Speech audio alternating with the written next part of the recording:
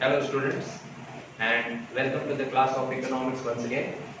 As you all know that we have finished the third chapter, that is third A, that is demand analysis. Recently we have finished, we have covered all the topics without any confusion. We had 2 or 3 sessions for doubt. We kept 2 or 3 sessions to clear your doubts. Hopefully you have understood all doubts are cleared, and you have understood all the topics clearly. So hopefully you won't get any doubt in the future. Still, if you get any doubt in the future, then you have made a note of all the topics, written notes you have made. You can clear it in the future while just when we start, physically teaching to each other, not to each other, when we start physically attending the sessions. So as I said, that third chapter, third A, that is demand analysis, we have finished, and as discussed, as I told you that I am going to start the fourth chapter, or the third B, elasticity of demand. So today I am starting the elasticity of demand, and today is 1st of July, and from tomorrow there would be a lockdown, strictly lockdown will be followed by every citizen of Dombivli, and you also have to be strictly follow all the rules and regulations conducted or mentioned by police, the cops. So it is a matter of only 10 days, and in these 10 days, what you can do, once you have gone through this video or this lecture, you have to go through all the videos what you have seen before this or in the past. So wherever you get stuck, or wherever you have not understood, or wherever you find the difficulty, that in any topic, in respect second topic or third topic, if you find any difficulty, so in these 10 days what we can do, we can keep that doubt clearing session. So there is no requirement, there is no need to be over here for me. So what I can do, that I can conduct that session at home also, at my own home. Understand? So मैं घर पे भी रहकर मैं वो session conduct कर सकता हूँ आपके लिए specially. So it is not necessary for me to come over here and then take a help of Manish sir and then do that session for you. So in these 10 days, this is only a homework, or you can say it is your revision for those 2 chapters of economics. So starting with this chapter, that is elasticity of demand, and before I would start with this, let me make a base of elasticity of demand, why this chapter, why this topic is in your syllabus. What is the reason of being elasticity there in the book? So in the last session, in the last chapter, we have learned the law of demand. In fact, we have learned many things related to the demand. We have seen the inverse relationship between demand and price. We have seen so many determinants because of which your demand gets changed. Then we have seen the assumption, exceptions, everything. Okay, so the most important thing in the law of demand, or in the demand analysis, you have seen that demand gets changed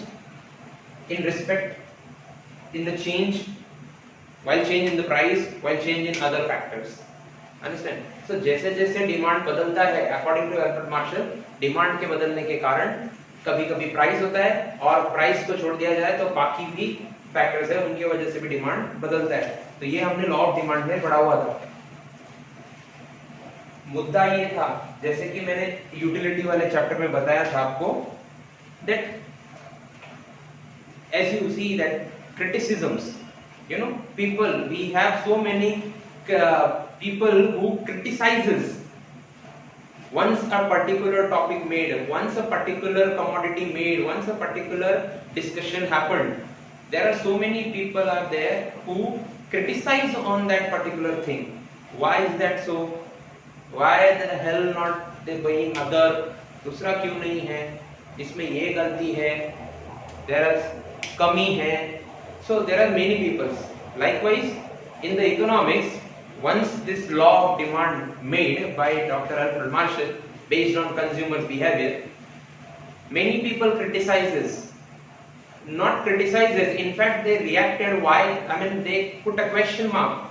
What is the percentage change in the demand after change in the price? मतलब बहुत सारे ऐसे economist थे जिन्होंने doctor Alfred martial को ये प्रश्न पूछा, in the sense there was a discussion happened. Look, I was not there to see that, not to heard that discussion. This is what we have taught, what we have understood, that why there is a need of making elasticity after demand. So we have to correlate this elasticity with demand. That's why I'm doing this discussion. ये इसलिए कर रहा हूँ मैं कि प्रश्न ये उठा कि आखिर ये इलास्टिसिटी है क्या और बनाया क्यों. तो इस प्रश्न के पहले वाला जो प्रश्न बताया मैंने आपको, वो ये बताया कि इलास्टिसिटी बनने का कारण क्या है कि लॉ ऑफ डिमांड जब तैयार हुआ तो बहुत सारे इकोनॉमिस्ट ने प्रोफेसर अल्फ्रेड मार्शल को ये प्रश्न पूछा, या ये प्रश्न डिस्कशन में आया होगा, एनालिसिस हुआ होगा कि प्राइस के बदलने के बाद डिमांड बदलता है. अब प्राइस बदलती है तो दो सूरत में बदलती है, दो चीजों में, या वो इंक्रीज होती है या वो डिक्रीज होती है. इंक्रीज डिक्रीज की अकॉर्डिंगली डिमांड भी इंक्रीज डिक्रीज होता है, जिसे हम इनवर्स रिलेशनशिप कहते हैं. प्रॉब्लम ये है, nobody have answered that how much the demand gets changed when price falls and how much demand get changed when price rises. समझ में आया आपको कि डिमांड कितनी बढ़ जाती है प्राइस के गिरने के बाद और डिमांड कितनी गिर जाती है प्राइस के बढ़ने के बाद. सो people asked Professor Alfred Marshall, people asked him, can you give us the proportionate change in quantity demand after fall in the price, or can you give us the proportionate change in quantity demand after rise in the price? So just to clear that question, or just to answer them in a proper way, Alfred Marshall has introduced the very next topic or very next point by which they can find out the proportionate change in demand is elasticity due to price. I mean, they can find out the proportionate change in demand due to price. Just to find out this or to answer them in properly, Professor Alfred Marshall has executed the term called elasticity. पहली बात होता है elasticity का मतलब होता है responsiveness. Understand? तो पहले मैंने बेस तो ये हुआ आपका base. This is what a base. Why we have to learn the elasticity? Because we have to see how much quantity change, how much proportionate change in quantity demand after price get changed, after income get changed, after other factor get changed. So वो हमें doctor Alfred martial लोगों को जवाब देने के लिए उन्होंने ये टर्म बनाया जिसका नाम है इलास्टिसिटी. अब आपका प्रश्न ये उठता है कि इलास्टिसिटी है क्या? सो इलास्टिसिटी क्या है? इलास्टिसिटी एक टर्म है, ये एक तरीका है जिससे हम क्वांटिटी डिमांड में आए हुए चेंजेस को कैलकुलेट कर सकते हैं, मेजर कर सकते हैं. अंडरस्टैंड? ये elasticity. So concept, will start from the concept without wasting time. Will start from the concept of the elasticity of demand. Hope ये आपको दिखाई दे रहा है, विजन बहुत विजिबल है, ये क्लियर है? ओके, तो चलते हैं आगे. द टर्म इलास्टिसिटी इंडिकेट का मतलब होता है दिखाता है, दर्शाता है. This shows. रेलवे प्लेटफॉर्म के ऊपर एक जगह पर दो वर्ड लिखा होता है, ए बी या ए एन तो अंबरनाथ हो गया हो, ए एस लिखा आसनगांव हो गया हो, ए जी लिखा रहता है. देखिए बहुत दिन हो गए लोकल में ट्रैवल किए तो याद नहीं है, लेकिन जो दिखाता है ना टाइम, फिर स्लो है, कितने डब्बे हैं, ये जो दिखाता है उसे कहते हैं इंडिकेटर. तो वो कुछ दिखा रहा है ना. सिमिलरली यहाँ पर भी इलास्टिसिटी क्या कर रहा है, आपको दिखा रहा है. क्या? The term elasticity indicates responsiveness of one variable. मैं बहुत स्लो बोल रहा हूं क्योंकि आप इसे समझ सके। इंडिकेट्स तक तो ठीक है ना? इलास्टिसिटी क्या दिखा रहा है? Responsiveness of one variable. आपको आंसर करना है मेरे इस वन वेरिएबल का मतलब क्या हुआ? Responsiveness of one variable to change in the other variable. ये बोलने से पहले मैंने आपको क्या प्रश्न पूछा था कि डिमांड में कितना चेंज आता है जब प्राइस बदलती है। प्राइस दो ही हो सकती है, या कम हो सकती है, ज्यादा हो सकती है। अब प्राइस के कम ज्यादा होने के बाद डिमांड कितनी बदलती है? तो बताइए मैं क्या बोला? इंडिकेट्स, इलास्टिसिटी क्या इंडिकेट करता है? Responsiveness of one variable to a change in the other variable. अब ये दो वेरिएबल कौन से है? आप ही बताया। ये वेरिएबल कौन सा है और ये वेरिएबल कौन सा है? तो इलास्टिसिटी बनाया ही क्यों है? इसी दो वेरिएबल के चेंज को मेजर करने के लिए ना। मतलब वो दो वेरिएबल कौन से हैं? डिमांड और प्राइस। अब इन दोनों वेरिएबल्स के जगह पर डिमांड और प्राइस लिखकर देखते हैं। So indicates responsiveness of one variable to change in the other variable. अब आपके इसमें चेंजेस आया, मान लिया ये पहला वेरिएबल क्या है आपका? प्राइस। तो दूसरा वेरिएबल में चेंजेस आएगा कि नहीं? सो क्या करना है हमें? Term elasticity indicates responsiveness of one variable, when variable is what? Your price, to a change in the other variable. तो अदर वेरिएबल कौन सा होगा फिर? एग्जैक्टली ये आपका वेरिएबल है डिमांड।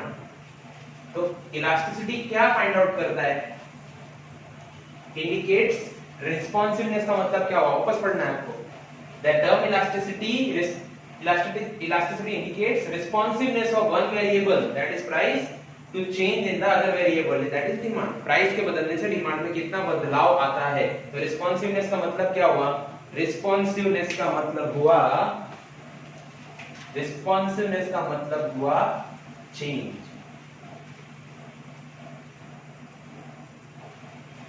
समझा आपको? आप समझ लो, अपना चेंज लिखा है मैंने, change.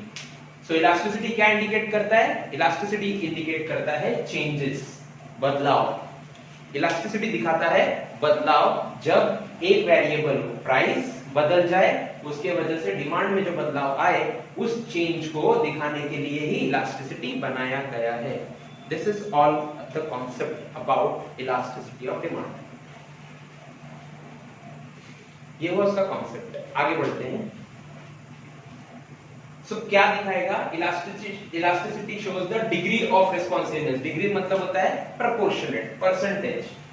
So degree of responsiveness in demand due to change in price. देखिए नीचे ही लिखा था, उसको ज्यादा हमने इतना रिपीट किया ना, नीचे आंसर लिखा हुआ था, तो इसी का आंसर ही नीचे है।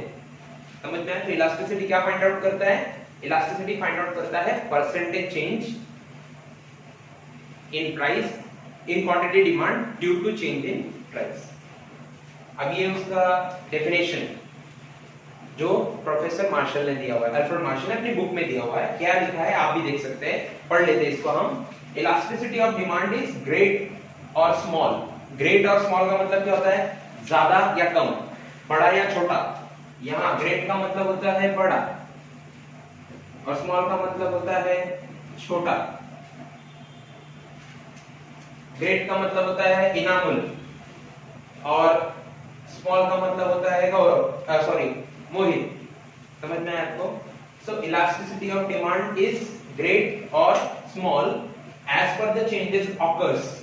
ऑकर्स का मतलब आना। चेंजेस आता किसमें? डिमांड के बड़े और छोटे होने का कारण कौन है? Fall in the price. तो किस वजह से आता है? हो सकता है डिमांड ज्यादा, प्राइस ज्यादा हो रही है, या हो सकता है प्राइस कम हो रही है। सो प्राइस के कम और ज्यादा होने के बाद डिमांड आपकी बड़ी और छोटी हो सकती है। अंडरस्टैंड? इसी को कहते हैं इलास्टिसिटी। अच्छा, इसे हम सिंबॉलिकली भी फाइंड आउट कर सकते, सिंबॉलिकली भी रिप्रेजेंट करते हैं। इसको कैसे करते हैं? इसी बेस पर, इसी डेफिनेशन के बेस पर सिंबॉलिकली इसे हमने उनके बुक से पाया है, डॉक्टर अल्फ्रेड मार्शल के। क्या पाया कि elasticity of demand is equal to percentage change in quantity demand divided by percentage change in price. समझ में आया? Percentage change in quantity demand divided by percentage change in price. इसे find out कर सकते हैं हम लोग। थोड़ा मैथमेटिकल स्टूडेंट जो है ना, वो अगर अज्यूम करके कोई भी करे, अज्यूम करके कि यहाँ पर कोई भी नंबर्स ले ले और उसके साथ अगर आप थोड़ा सा मैथ्स का उपयोग करें तो you can easily show the symbolically with the number, with the help of numbers कि डिमांड बढ़ रही है या कम हो रही है। सो नेक्स्ट सेशन में ना, इसके नेक्स्ट सेशन में मैं आपको इसको सिंबॉलिकली शो करके दिखाऊंगा कैसे प्राइस की वजह से डिमांड कम और ज्यादा होती है। ठीक है, फिलहाल उतना मेरे पास वक्त नहीं इसके लिए, बट मैथमेटिकल स्टूडेंट जो है वो कर सकते हैं, और अगर मेरे को करना है तो मैं नेक्स्ट सेशन में आपको करके बता दूंगा। सो ये हुआ आपका कॉन्सेप्ट, और based on this concept, on this definition, we have doctor Alfred Marshall has explained the three basic types of elasticity. हाँ, लास्ट ईयर ना एग्जाम में आया था क्वेश्चन, क्या आया था मालूम है आपको? Explain the types of elasticity of demand. Explain the types of elasticity of demand. Last year का पेपर, इकोनॉमिक्स का 12th का क्वेश्चन पेपर उठा के आप देखेंगे, नहीं तो मैं आपको भेजूंगा, पिक भेज दूंगा उसका ग्रुप में, देखेंगे तो उसमें ये क्वेश्चन पूछा था, types of elasticity of demand, और बच्चे लोग क्या लिखे थे उसमें? Types of price elasticity of demand. बहुत बड़ा क्वेश्चन था, 4 मार्क का बहुत बड़ा क्वेश्चन है वो। प्राइस 5 टाइप का है, ये 3 लिख के उनको 4 नंबर मिलने वाले थे, लेकिन बच्चे लोग को कंफ्यूज हो गया। कंफ्यूज होने की वजह से उन्होंने ये 3 सिंपल छोड़कर 5 बड़ा और वो भी गलत चीज चुना, क्योंकि उनका कॉन्सेप्ट क्लियर नहीं था। और ये मेरा यही कॉन्सेप्ट मैं आपको बता रहा हूं कि types of elasticity of demand बोल रहा हूं मैं। इलास्टिसिटी के टाइप्स जो कि 3 है, किस पर आधारित है? इस पर आधारित है, इस पर बेस्ड आउट है। ठीक है, इसमें मैंने 3 चीजों के बारे में बात की। क्या बात किया है? प्राइस के बारे में बात किया है, डिमांड के बारे में बात किया है, और परसेंटेज चेंज के बारे में बात किया है। तो सबसे पहला, डिमांड बदलता है किसकी वजह से?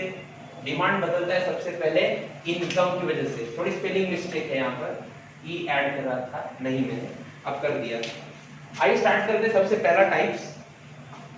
पहला type that is income elasticity of demand. Now visible है, लिखा हुआ भी बेहतरीन है, दिख भी रहा है, खुद ही पढ़ सकते हैं। इनकम इलास्टिसिटी ऑफ डिमांड का मतलब क्या होता है? डिमांड में बदलाव आने का कारण है इनकम। तो इनकम की वजह से डिमांड में आए हुए बदलाव को फाइंड आउट करना है, तो कैसे करेंगे? We have a formula for that. फिर से बोलूं, इनकम की वजह से डिमांड में आए हुए चेंजेस को फाइंड आउट करना है।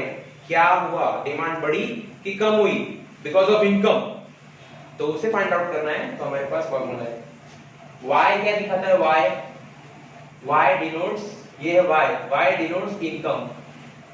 y क्या दिखाता है? y इनकम दिखाता है। So elasticity of demand of income is equal to percentage change in quantity demand divided by percentage change in income.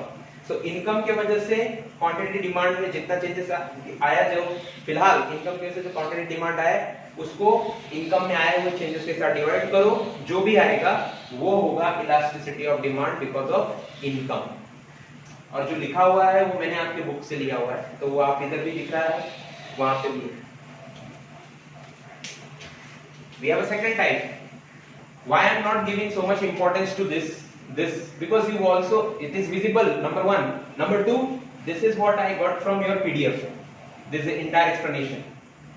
मुझे फॉर्मूला एक्सप्लेन करना था आपको, कॉन्सेप्ट आपको एक्सप्लेन हो गया, फॉर्मूला एक्सप्लेन कर दिया, तीनों टाइप आपको मालूम पड़ गए। और जो मैथमेटिकल जो कैलकुलेशन है we'll take it on next lecture, in the next session, ठीक है। So next second we have a price elasticity of demand. यहाँ मैंने क्या बताया था? इलास्टिसिटी में बदलाव किसकी वजह से आ रहा है? इनकम की वजह से। सो क्या फॉर्मूला था?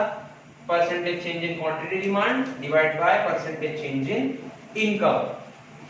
Similarly we have price elasticity of demand. इसमें क्या होगा? डिमांड में बदलाव किसकी वजह से आएगा? प्राइस की वजह से। तो यहाँ पे फॉर्मूला क्या आ गया, elasticity of demand is equal to percentage change in quantity demand divide by percentage change in price. अब इसमें क्या निकालना है कि प्राइस की वजह से डिमांड में कितना बदलाव आया। तो प्राइस जो बदली हुई न्यू प्राइस है आपकी, new price divided by new quantity demand, जो आंसर आएगा वो आपका हो गया elasticity of demand changes due to change in price. ठीक है, ये वही लिखा हुआ है, demand is ratio of proportionate change in the quantity of commodity due to given proportionate change in its price.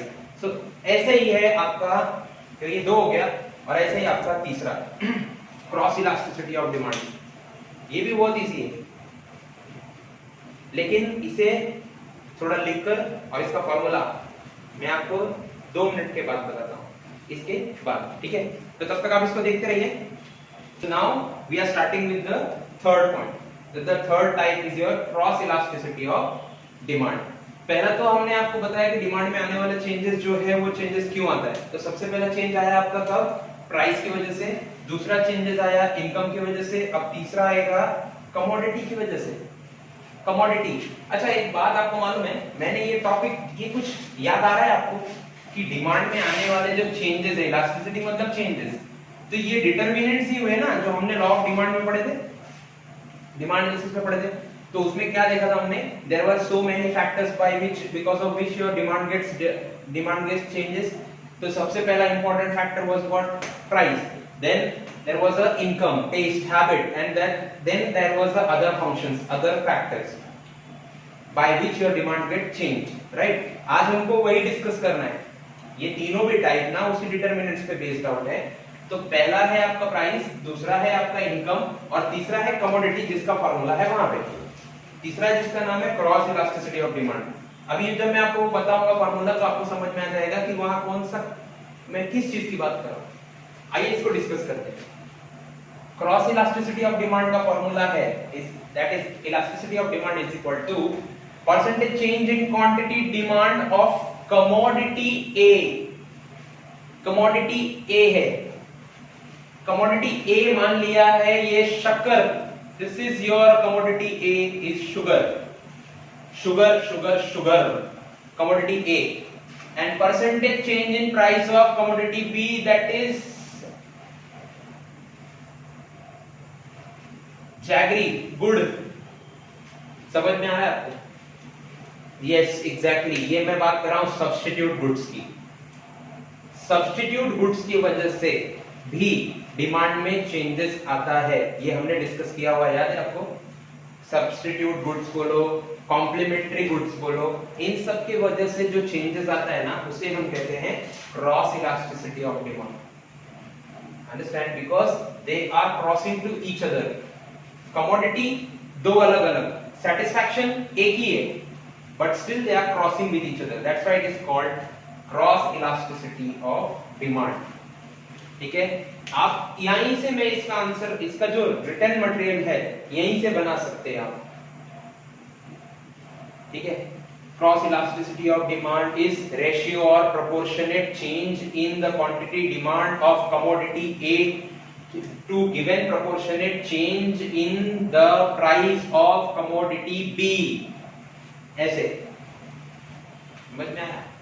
Repeat नहीं करूंगा, वीडियो रिपीट करके देख सकते हैं। तो ये इस तरह बनाएंगे, फॉर्मूला ऐसा है, और फॉर्मूला एक्सप्लेन कर दिया मैंने कि आप शुगर में बदलाव, शुगर के डिमांड में बदलाव कब देखेंगे, जब जैगरी के प्राइस में कुछ अप एंड डाउन होगा। उल्टा करो, शुगर नीचे ले लो, जैगरी ऊपर ले लो। आप जैगरी के डिमांड को बढ़ता हुआ कब देखेंगे, जब शुगर की प्राइस ज्यादा होगी, बराबर कि नहीं। शुगर की प्राइस ज्यादा हो गई, ऑब्वियस है कि उस वक्त लोग सब्स्टिट्यूट कमोडिटी लेंगे, सब्स्टिट्यूट कमोडिटी पे जाएंगे और वो होगा आपका जैगरी। सो ऊपर कर लो, आप इसको ऊपर जैगरी कर लो, नीचे शुगर कर लो, आपको और इजी पड़ जाएगा।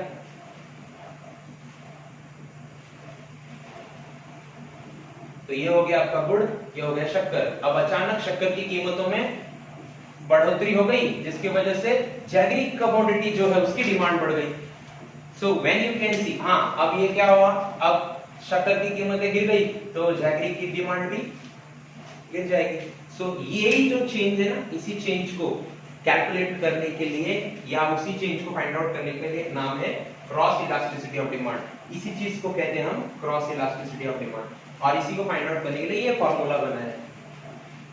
ठीक है, so this is all this three types we have discussed just now of elasticity. आप भूलिए मत और कंफ्यूज मत होइए कि ये इलास्टिसिटी के टाइप्स हैं। ठीक है, जो 3 है, और जो प्राइस के वो 5 है। तो प्राइस का हम बाद में डिस्कस करेंगे। इलास्टिसिटी के 3 टाइप्स हैं। सो बताया मैंने आपको इलास्टिसिटी क्यों बनाया, क्योंकि proportionate change in demand, just to find out the proportionate change in demand due to price, due to income, due to other factors, उसको कितना डिमांड में चेंज आता है वो फाइंड आउट करने के लिए अल्फ्रेड मार्शल ने कॉन्सेप्ट बनाया, ये टर्म बनाया, ये नया टॉपिक एक मुद्दा ही बनाया, एग्जीक्यूट किया, जिसका नाम है इलास्टिसिटी। और ये था आपका कॉन्सेप्ट, और ये थे आपके उसके 3 टाइप्स। होप आपको सब समझ में आया होगा। नहीं भी समझ में आया होगा तो हम इसे दोबारा डिस्कस कर लेंगे। ठीक है, तब तक के लिए आप इसे एक बार 2 बार रिपीट करके देखिएगा। 10 दिन का वक्त है, समझ में जरूर आएगा। थोड़ा पीडीएफ का हेल्प लीजिए, अपने नोटबुक में नोट करो। Thank you.